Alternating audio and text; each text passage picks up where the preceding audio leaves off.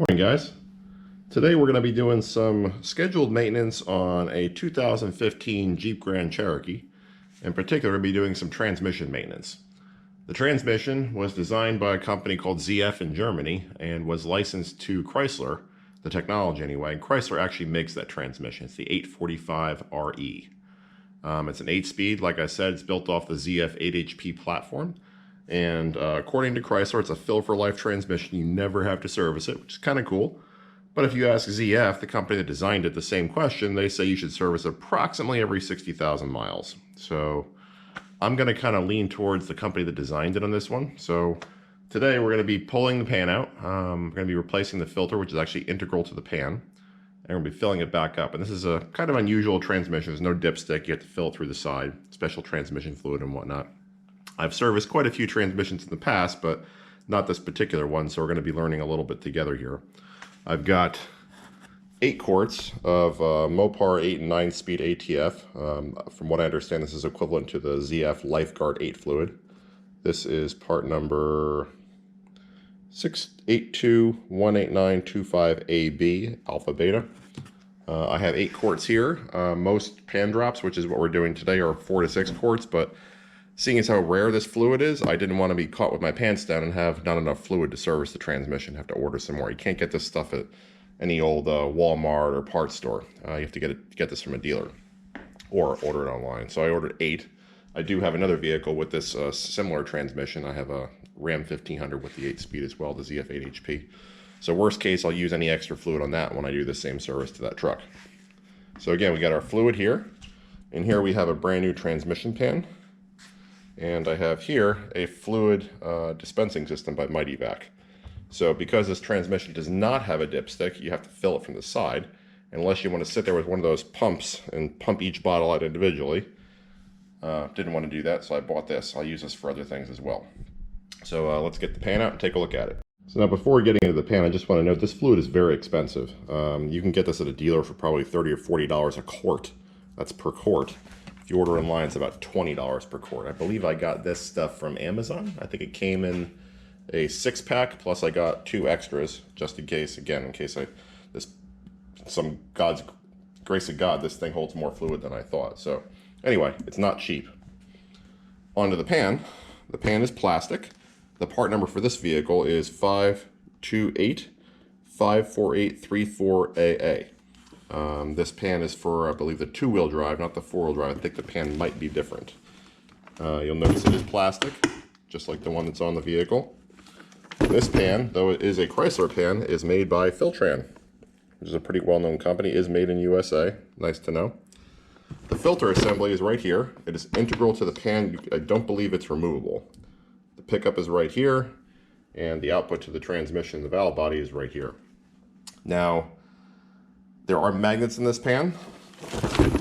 Here, here, here, and over here. I do believe those are removable, but Chrysler recommends replacing the entire pan and not trying to service this. So that's what we're going to do. The pan was maybe 120 bucks. It wasn't tragic. There are aftermarket pans on the market. I believe ATP makes one with a replaceable filter. So you buy the pan once, and every time you do this service, hopefully not too often, you replace a $30 filter instead of a $100 pan. So that's basically it for the parts. It does come with new bolts here, new pan bolts. So with that said, let's get the vehicle into the garage and get into this. All right, 68 years later, I got the vehicle in the garage, got it up on jack stands, got a 6-ton stand right there from Napa, and a 3-ton stand right there from, I don't remember. And we're going to try to do most of the work from this side of the vehicle. Hopefully those jack stands don't get in the way too much. So now the next step is get under there, and there's a protective plastic shield on the bottom of the transmission. I believe it's held on with 13mm bolts, but let's go yank that thing off.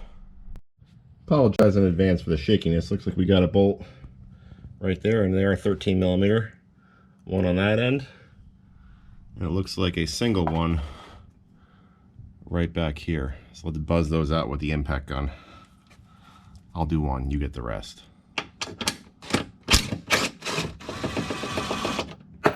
Done. I lied, there's a 4th one right there. You'll see the 4 bolts are 2 different sizes. The 2 longer ones go towards the front of the vehicle. Okay, now would be a good time to line up the rest of your tools. You're going to need a 8mm Allen key to remove the, wait, 8? I thought it was 6. Stand mistake, it is an 8. 8mm to remove the transmission fill plug on the side of the transmission, so on the passenger side. I would strongly recommend a 10mm Allen key to remove the drain plug of the transmission, because that'll make this job a heck of a lot easier if there's not, several quarts of fluid in the pan. You'll need a T40 Torx bit for getting the transmission pan bolts out. I have both a socket and one of these short stubby keys here, because some of those bolts, as you'll see, are not easy to get to. Chrysler engineered it quite nicely where they, well, might as well show you now. Let's get the lighting a little bit better. Sorry for the shakiness. But you see right there, you got these 3 bolts up there, and you don't have a lot of clearance between the bolts and this member here. I saw that some people actually unbolt the transmission from the cross member, but I'm going to try to avoid doing that. Just one more thing to go wrong and one more step in the process. Similarly, you have the same problem on this side. You got a couple bolts there that don't really clear that cross member all that well. Again, sorry for the shakiness, but not the best situation under here. So first, what I'm going to do is I'm going to crack open the fill plug, which is right here. Again, that's an 8mm. I'm just going to make sure that I can take it out and I can loosen it. I don't like to drain fluid out of any piece of equipment unless I can make sure I can get fluid into it again. So I'm just going to crack this open, make sure it's not stripped, and make sure there's no problems with it. Then I'm going to drain the fluid out of the trans. Then we're going to take the pan bolts off all the way around. Another thing I like to do is when I'm servicing expensive equipment, I like to have a completely clean and empty drain pan when I'm draining fluid into it, so I can see the condition of the fluid. Quite often there will be particles suspended in the fluid, and if you let them settle, they'll settle to the bottom. You can kind of inspect to see what's going on, if anything. Not a huge deal in this case because we're dropping the pan, but it's a habit that is probably a good one to get into. Nice thing is if you let the fluid sit in here long enough, all those particles will settle to the bottom and you can see them pretty easily.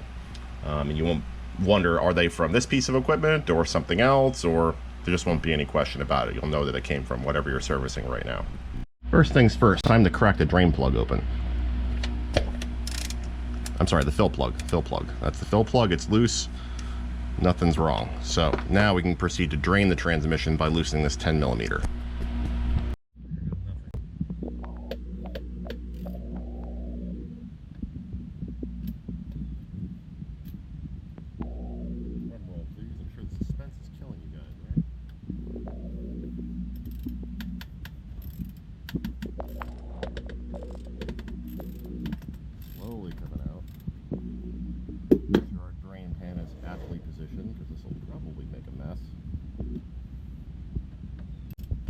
Apologize in advance if I get some guys. I'm guessing this is probably a 1 drain plug just by the feel of it. Let's see if I can take it out the rest of the way back home.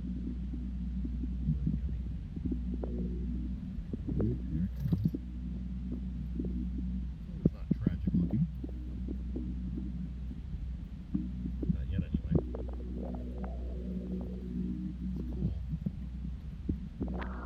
It's cool. Anyway, let's let this drain. Okay, things have slowed to a slow drip, so I'm going to put the drain plug back in, just like loosely, just to prevent fluid from coming out of the drain plug on top of us as we're taking the pan off. So far, this Torx bit, Torx key set has been a lifesaver. I bought this for 10 bucks on Amazon, and so far I've gotten all of the difficult bolts loose. I got, let's see if you guys can see, give it my hand out of the way. I got all those loose, all those loose. The most difficult one by far is on the driver's side of the vehicle in the front. That one's got cooler lines, it's got the cross member, not much space. Haven't done the driver's side rail yet, but I suspect that'll go pretty easily. But yeah, definitely invest in those Torx keys if you don't have them, the short ones. All right, I got all the bolts on that back rail out. I'm going to take the bolts on that rail out, and then I'm going to take all the bolts out except this one and the one on the opposite side, which will allow the pan to lean down this way towards the rear of the vehicle and drain any remaining fluid. So that's one of the tricks that you do for transmissions that don't have a drain plug to avoid making a mess. You leave 1 or 2 pan bolts in loose on an opposite corner, and you drain the fluid from the corner opposite the bolts. So slow going, but definitely that bolt back in that corner over there is by far the worst. Everything else is relatively easy, and I haven't removed the transmission from the cross member. I didn't jack it up. One of the reasons I didn't do that is because this is a 2-wheel drive vehicle, so I don't have a transfer case to jack up on. I'd have to jack up on the tail housing, and there's not a lot of clearance. I don't know how much weight that can support, so I didn't want to risk damaging anything, which is one of the reasons I've kind of become opted to be a masochist in this procedure and just do it without unbolting the trans. So slow going, but it can be done. We'll let you know when we're about to take the pan off. And that is how you do that. So I ended up just leaving these 3 bolts in loosely on this side. I tilted the pan away from me so I didn't get a bath in fluid. If you do this right, you won't spill a drop of trans fluid. So we'll let that remaining fluid drain for a little bit. We got the pan off. That's the valve body right there. You got all your shift solenoids lined up down there. I think those are shift solenoids. Yeah, I think you got another solenoid back in the corner there. That's where your filter hooks up there. And you unbolt this valve body, you'll see some of the guts of the transmission. The clutches, well, you won't see them. You'll see the drums that contain them, the clutches and the gear set. But we're not going to go that far. We're just changing the fluid. Doesn't look tragic, but we'll see what it looks like for 60,000 miles. Let's take a look at the pan. All right, we got the old pan out, drained all the fluid out. Let's take a peek and see how bad things look. Overall, based upon my experience servicing transmissions, this doesn't look bad at all. Let's take a little peek along what's in the bottom. Not tragic. In fact, most of it's pretty clean. Let's take a look at the magnets. Some goo on there, but again, it's not too unusual.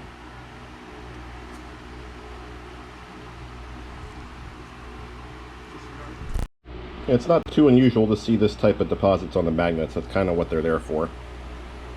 There's a decent amount, but again, doesn't seem too unusual. I don't see any large chunks or anything that would suggest that there's an internal transmission problem. No obvious damage. So yeah, I think, my personal opinion, at least the pan would have been good for more than 60,000 miles. I can't see the internal condition of the filter, and it's not removable. Maybe I'll try to remove it later. But I see no obvious indications here that would suggest that, you know what, we need to replace this pan. But going to anyway, we have one anyway.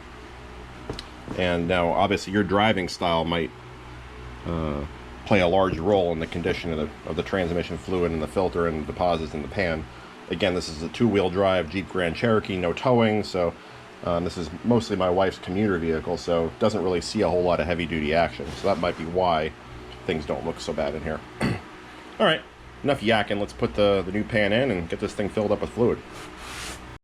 First thing you want to do is take the new pan, blow it out, make sure there's no dust or anything in there. Can't stress that enough. You don't want any dirt in the transmission. Leave this plug on until the last minute. We're going to coat this O-ring with some transmission fluid just to make sure it slides into place nicely. Let's get it on the vehicle. Before we do that, let's do a side-by-side comparison. Old transmission versus new transmission fluid. So I'm going to take a little sample out of the drain pan and a sample from one of these new bottles. I'm going to take a clean finger, dab it in the fluid, and dab it on the paper towel. Let's do the same thing with the new fluid. Clean the finger off. This is new fluid in here.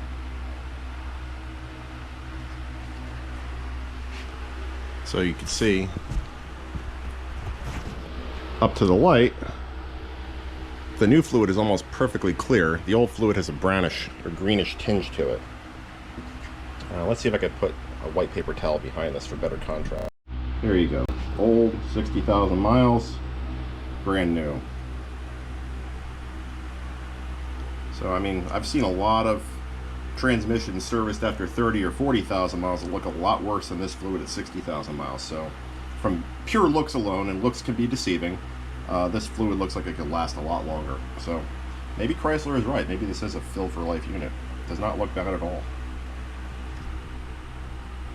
I think I mentioned before they give you new bolts in the kit. and there's a specific torque amount and procedure for these.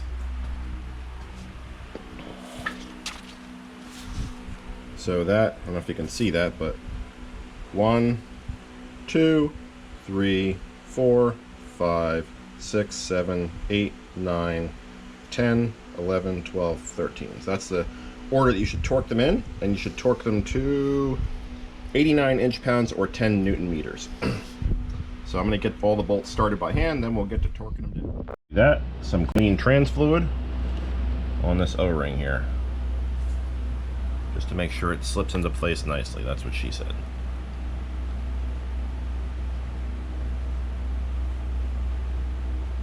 Alright, now it's time to put the pan on.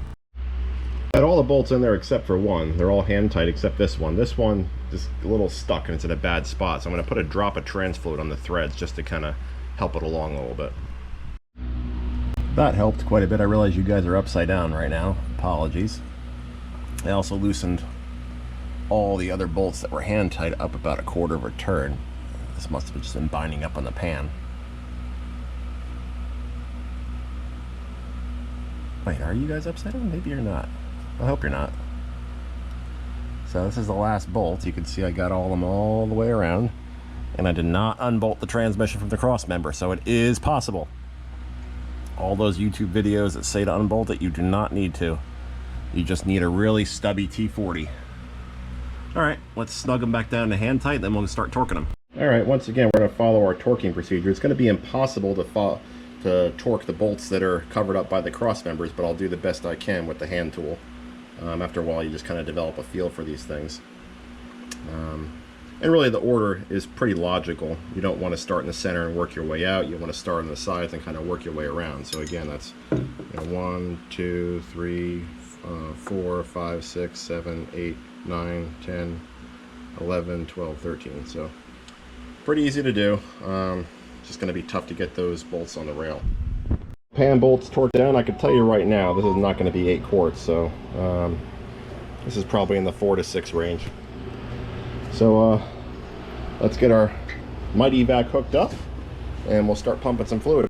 First thing I did was make sure the inside of my Mighty Vac was clean. There was some schmoo in there, so I blew that out with compressed air, and it looks perfectly spotless now. This is what the brand new trans fluid looks like. It's kind of a greenish tinge to it.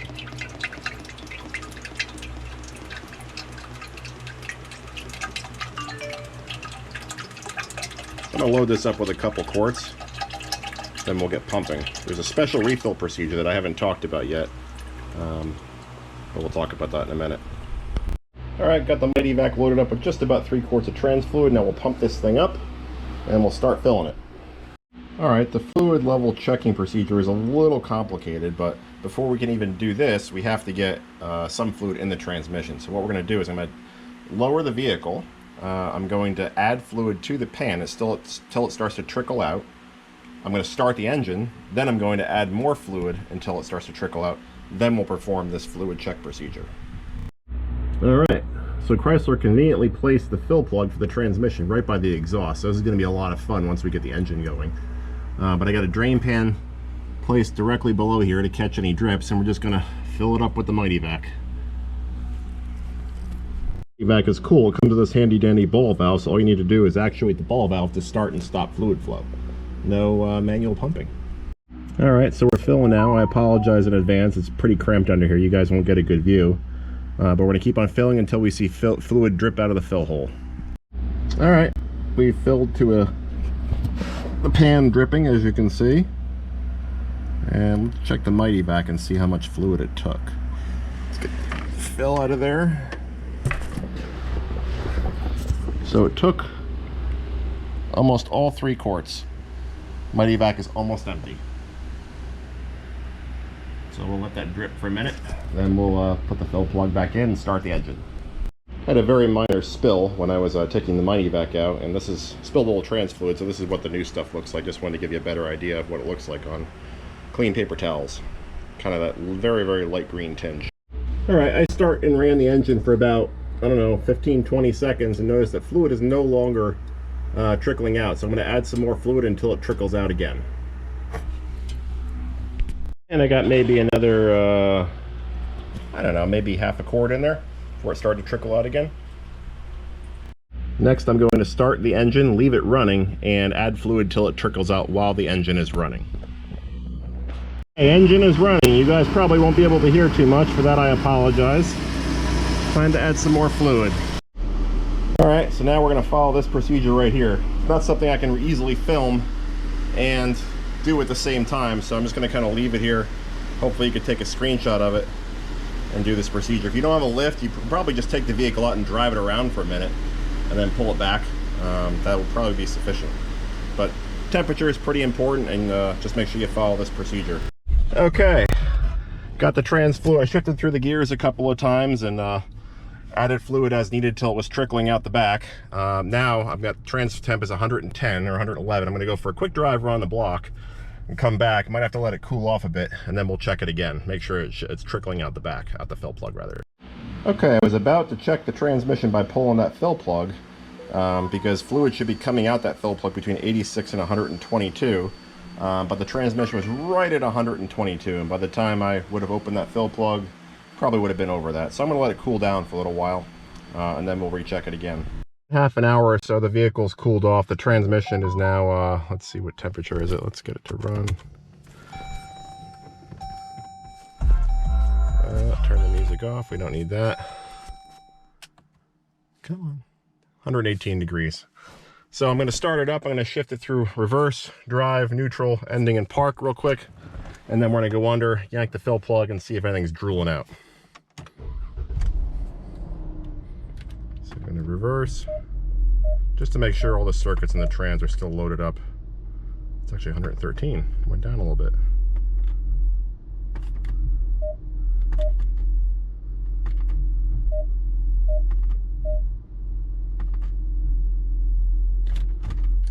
All right, let's go for it. Vehicles in park. All right, if fluid comes out of here, we are done. So let's undo that fill plug. Sorry in advance if you guys can't see this. Let's see what comes out.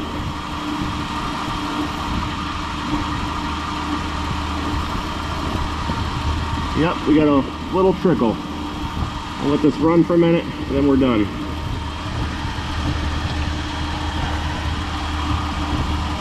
You know what, I think we'll just close it off like that.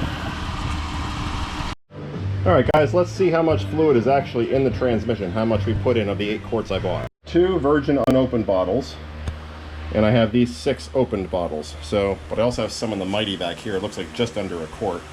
So let's start putting this back in the bottles, and we'll see how much we actually use. There goes nothing.